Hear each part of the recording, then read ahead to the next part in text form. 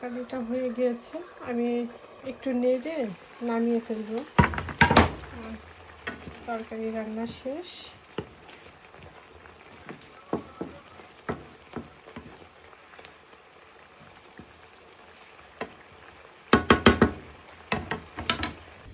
আমার পেঁয়াজটা ভাজা হয়ে গিয়েছে।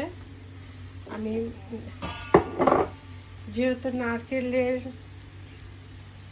দুধ দিয়ে রান্না করব, এখানে তো নারকেলের বাংলাদেশের মতন ওইরকম নারকেল পাওয়া যায় না, এই যে এরকম পাওয়া যায়।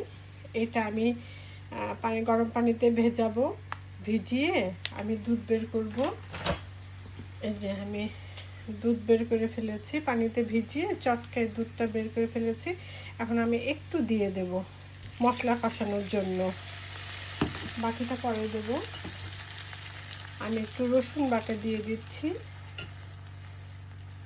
একটু আদা বাটা দিয়ে দিচ্ছি, আদাটা একটু বেশি দিচ্ছি।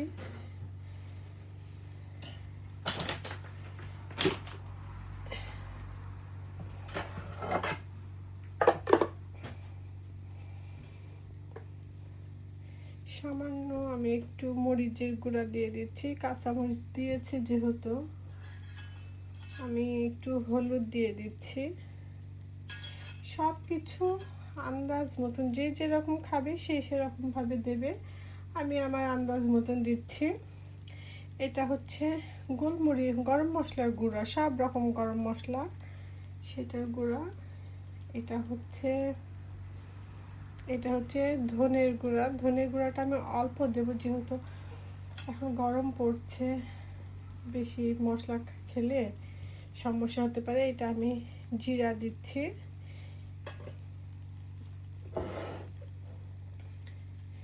আমি একটু লবণ দিচ্ছি, দিয়ে এটা ভালো করে আমি কষিয়ে নেব।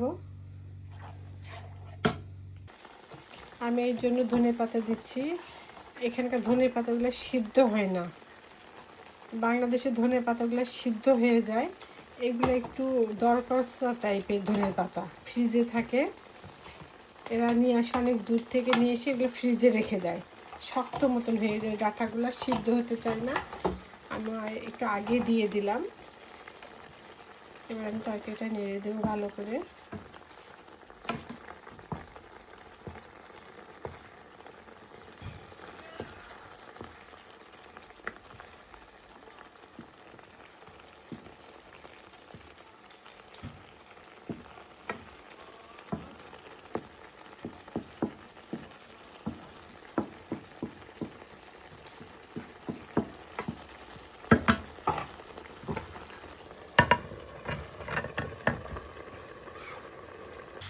আমার মাছটা কষানো হয়ে গিয়েছে, দেখতে পাচ্ছেন। এই মাছটা কষিয়ে ফেলেছি, তেলের উপর মশলাটা উঠে গিয়েছে। এবার আমি নারকেল যে পানিটা ছিল ওইটা আমি দিয়ে দেব। এখানে তো টাটকা নারকেল পাওয়া যায় না। নারকেলের পানিটা দিয়ে দিচ্ছি, পানিটা কমলে আমি নামাই ফেলবো।